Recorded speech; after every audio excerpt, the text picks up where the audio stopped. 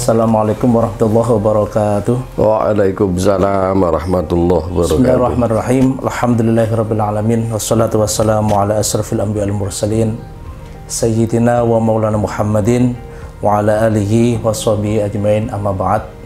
Yang kami hormati narasumber kita yang hadir pada kesempatan hari ini, beliau Al-Mukarram Gus Haji Anas Nur Salim. Beliau merupakan salah satu pengurus yayasan yang menjabat sebagai wakil ketua 1, dan juga beliau merupakan guru staf pengajar pendidik di MTS Al-Nomor 1 Singosari, yang hari ini akan memberikan ulasan-ulasan tentang tahun baru Masehi. Mudah-mudahan nanti apa yang akan beliau sampaikan senantiasa membawa manfaat kepada kita semua, khususnya bagi generasi-generasi muda Islam untuk menatap masa depan yang lebih baik. Salawat serta salam mudah-mudahan tetap terhaturkan kehadiran junjungan kita Nabi Muhammad sallallahu alaihi wasallam. Para hadirin, para pemirsa yang kami hormati, pada kesempatan hari ini sesuai dengan materi kita bahwa setiap akhir tahun tentu sudah banyak sekali yang mempersiapkan segala macam acara untuk menyambut tahun baru Masehi. Tentunya itu juga menjadi polemik bagi kita sebagai generasi muslim, generasi yang islami, menyikapi masalah pergantian tahun tersebut. Oleh sebab itu, narasumber kita, beliau Gus Anas Nur Salim, nanti akan memberikan pengertian-pengertian dan bagaimana caranya kita untuk menghadapi tahun baru tersebut. Nah, sebentar lagi kita sudah masuk di 2021. Mungkin kita sebagai generasi muda dan juga mungkin anak-anak generasi muda muslim itu supaya tahu, supaya mengerti untuk bekal di tahun-tahun yang akan datang. Mungkin apa hukumnya bagi generasi muslim seperti kami dan juga para pemirsa yang muda-muda khususnya memperingati tahun baru Masehi tersebut, guys. Terima kasih. Assalamualaikum warahmatullahi wabarakatuh. Bismillahirrahmanirrahim. Yang saya hormati para pemirsa, khususnya Bapak dan Ibu guru staf Madrasah Tsanawiyah Al-Ma'arif Singosari. Alhamdulillah pada pagi hari ini tentunya kita bersama-sama memang sedang merenung, sedang berpikir, sedang mencermati bagaimana sikap generasi milenial kalau bisa disebutkan di era globalisasi. Itu memang mereka ini banyak yang kehilangan figur panutan. Artinya itu mereka yang menjadi panutan, yang diidolakan itu adalah orang-orang yang dilihat, bukan orang-orang yang benar gitu. Jadi dikira melihat orang, melihat sesuatu, melihat cara melampiaskan kegembiraan, itu tidak berpikir harusnya kita ini seperti apa, utamanya adalah seorang muslim. Bukan kita menjadi orang yang kolot, tidak. Saya kira agama apapun, kalau kemudian sikap dan perilakunya itu melanggar aturan dari agamanya, ya itu tentunya ya menjadi tidak baik gitu. Apa hanya Islam yang punya aturan sikap perilaku yang baik? Kan tidak. Sopan santun itu semua agama ada. Ada aturannya. Ada aturannya, ada aturannya. Sehingga kadang-kadang anak-anak kita ini tanpa memperhatikan itu, pokoknya apa yang dilihat itu yang ditiru, apa yang didengar itu yang jadi panutan. ini menjadi salah kaprah. Jadi salah kaprah. Maka kita ini memang ya sebagai orang tua, sebagai generasi yang nanti akan menjadi penerus dari para pendahulu, ini tentunya ya harus mulai muncul figur panutan itu seperti apa gitu.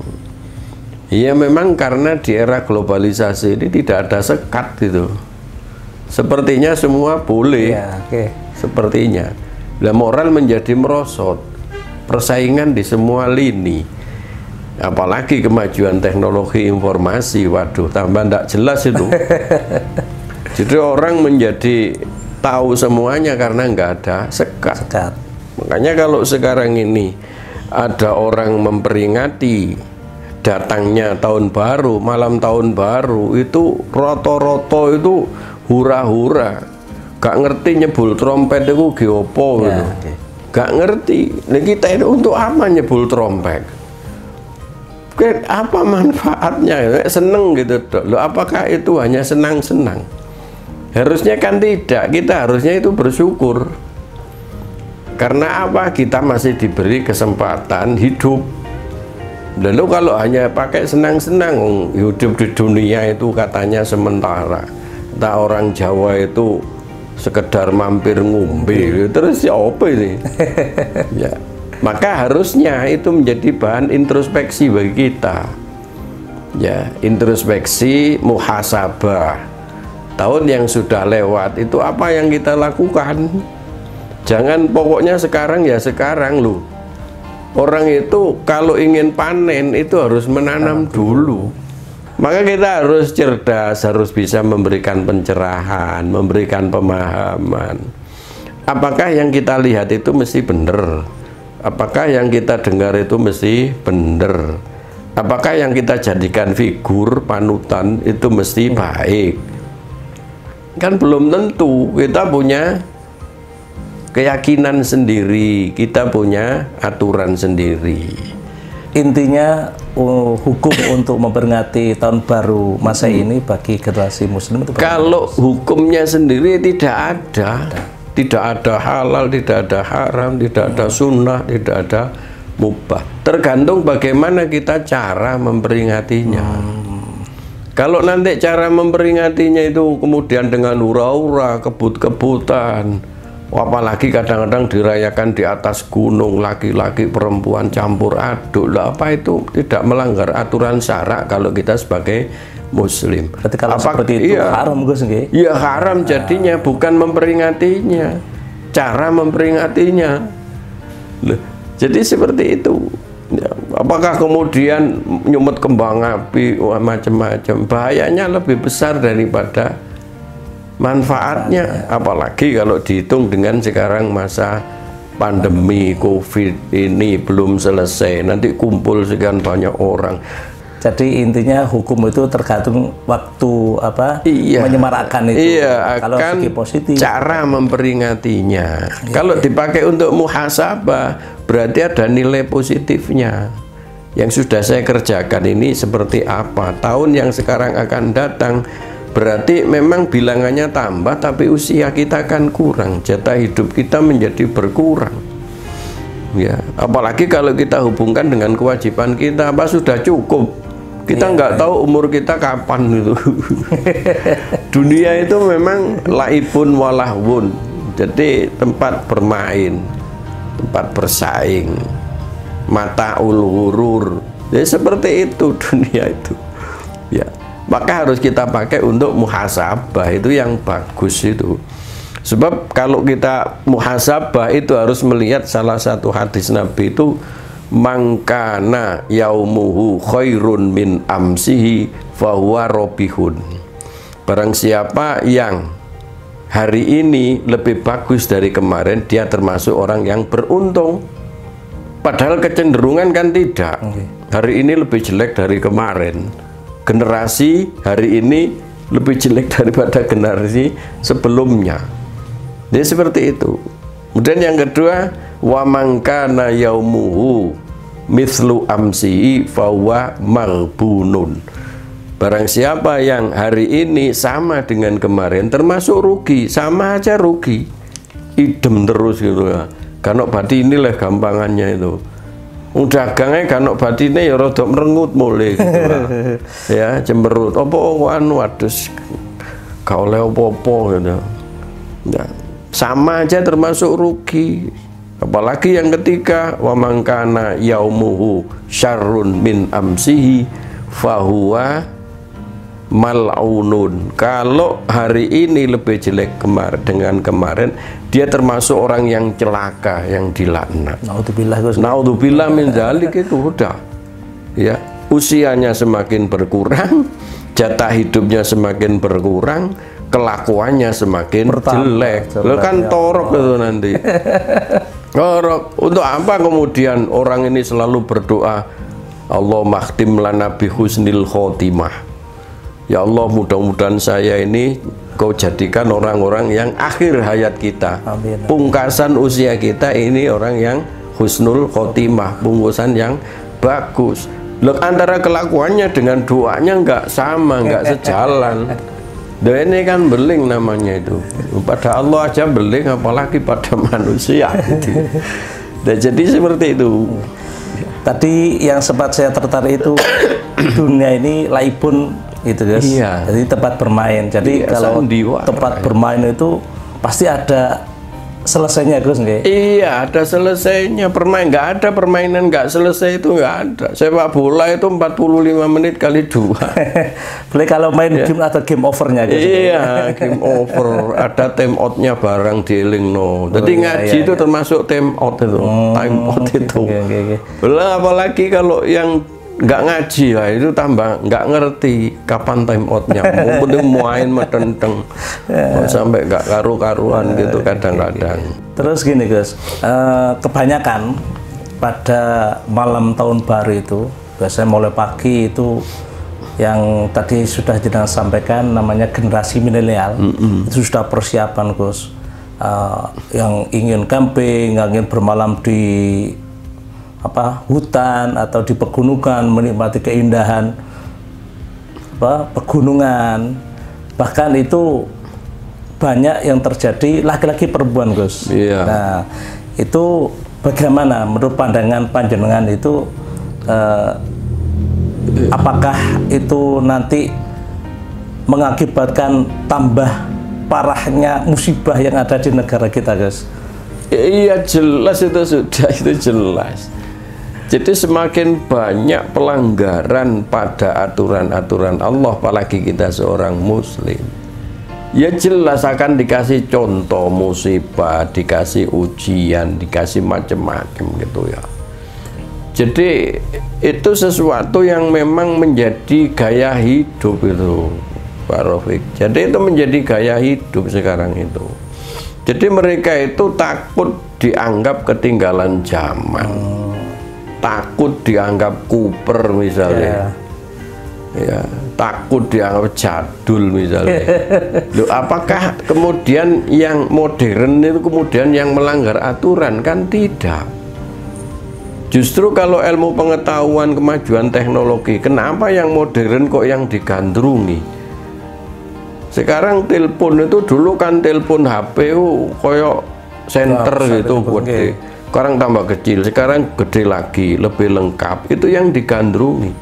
Apalagi kalau HP yang kecil seperti Nokia zaman dulu, pegang itu sekarang sudah enggak. HP mendel itu Gus. Iya, HP mendel itu sudah ketinggalan. Malu itu.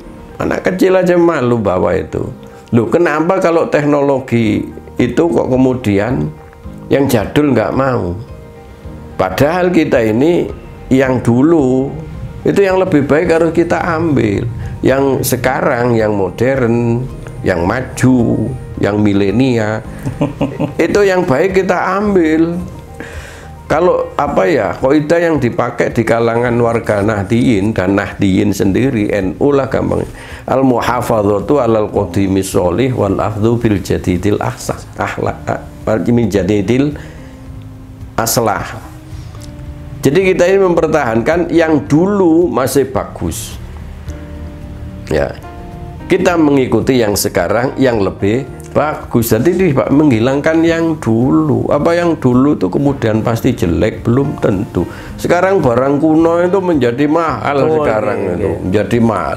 Apa yang nggak sampai ada galeri ya, barang antik-antik gitu. Iya, antik-antik itu ya. Jadi seperti itu. Ya. Jadi untuk yang selanjutnya Gus, kita kan sebagai generasi milenial, sebagai santri, ya, ini bagaimana seharusnya sikap kita menyikapi malam pergantian tahun tersebut, Gus? Mungkin jenengan bisa nanti dasar-dasarnya itu bagaimana supaya nanti generasi-generasi milenial yang muda-muda, yang muslim-muslim itu nggak kebablas gitu, Gus. Ya. Jadi begini Pak Rafiq. Jadi tahun baru itu kalau kita sebagai seorang muslim, intinya itu tahun baru apapun, Masehi atau Hijriah, itu harus kita pakai untuk muhasabah seperti yang sudah saya sampaikan tadi, untuk introspeksi. Yang kedua, kita alasan memperingati tahun baru Masehi itu apa sebenarnya? Kan hanya ikut-ikutan. Nah, tahun baru Masehi ini adalah memperingati kelahiran tokoh agama. Dan tidak diperintahkan oleh tokoh agama itu kan memperingati kelahiran Nabi Isa. Nabi Isa tidak pernah memerintahkan untuk menggunakan peringatan ini atau menggunakan tahun ini. Tapi kalau Hijriah itu memperingati hasil perjuangan Rasulullah dalam mengembangkan agama Allah. Hasil perjuangan.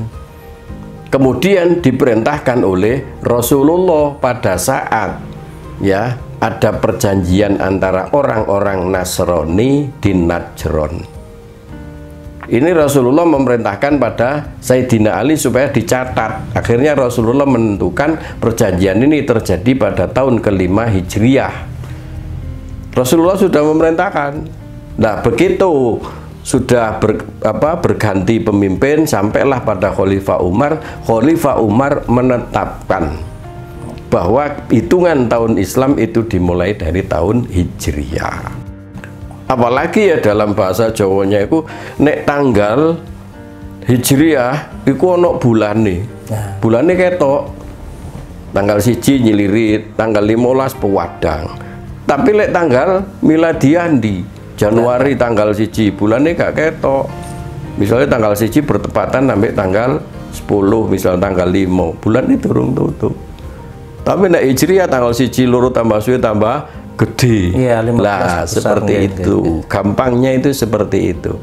Maka kita harus merayakan kalau tahun baru Hijriah itu Muharram, karena memperingati hasil perjuangan Rasulullah yang menyelamatkan bukan hanya bangsa, menyelamatkan umat seluruh dunia, karena yang dibawa adalah ajaran dari Allah Subhanahu wa Ta'ala. Seperti itu Pak Rofi. Jadi mungkin gambaran-gambaran atau mungkin kegiatan-kegiatan mungkin untuk generasi muda sekarang dalam pergantian tahun ini mungkin jangan bisa memberikan contoh-contoh supaya bersifat positif, Guys. Iya, jadi ya satu contoh aja. Kalau tahun baru Hijriah kita ya tetap muhasabah, tapi di situ kan ada Muharram itu ada 10 Muharram yang disebut dengan Asyura. Kemudian kita puasa Tasu'a dan Asyura. Kenapa kok Tasu'a? Supaya beda dengan yang dikerjakan orang Yahudi. Nabi Muhammad memerintahkan sebelum dan sesudahnya. Masing-masing 1 hari berarti Tasu'a, Asyura, setelah itu 1 lagi. Jadi kalau orang Yahudi aja mensyukuri bebasnya dia dari kejaran Fir'aun kan itu kan berarti berjuang. Ya, itu aja dengan puasa. Saya ingin nyemet kembang api misalnya, kebut-kebutan, ngepul trompet, kemanang alas. Oh main di cedek karangan kok kemanang alas. Rugi dah. Kasur masih empuk. Iya. Ngomae lu sekitar wis karangan dadak kemah. Iya opo. Nggih, masyaallah. Wong saiki sing ndek kota iku nang alas-alas. Nang desa-desa.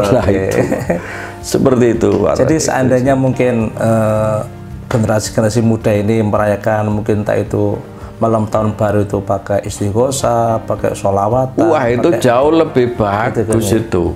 dia menyadari bahwa jatah hidupnya berkurang. Itu yang bagus ya, yang seperti itu. Makanya Nabi tadi kan mengatakan seperti hari ini harus lebih bagus sebenarnya. Kenapa umurnya kurang, jatah hidupnya kurang, kok tambah nggak kena, tambah ndablek, tambah nggak karu-karuan. Takut dicap sebagai kuno misalnya, ya, kuper misalnya, ketinggalan zaman misalnya. Lo ya justru yang seperti baik itu tidak ketinggalan zaman. Ya, nanti kita tertawa di akhirat yang masih tetap pada jalan yang lurus. Yang sekarang tertawa besok akan menangis. Wal yadhaku qalilan wal yabku katsiran. Seperti itulah. Jadi gampang aja sebenarnya. Cuma orang kadang-kadang ya itu tadi, karena melihat, mendengar, membaca itu yang dijadikan panutan. Belum tentu benar itu, belum tentu benar. Ya, mungkin sementara itu saja, Gus. Iya, mudah-mudahan terima kasih. Yang sudah jenazah sampaikan bisa menjadi bekal kami, generasi muda khususnya, untuk kehidupan yang akan datang. Dan mohon dengan sangat barokah doa, Gus, supaya kami khususnya generasi muda dan juga umat Islam pada umumnya di tahun yang baru ini menjadi lebih baik, Gus. Bismillahirrahmanirrahim. Alhamdulillahirabbil alamin. Allahumma sholli wa sallim ala sayyidina Muhammad wa ala alihi wasallam. Alhamdulillahirabbil alamin.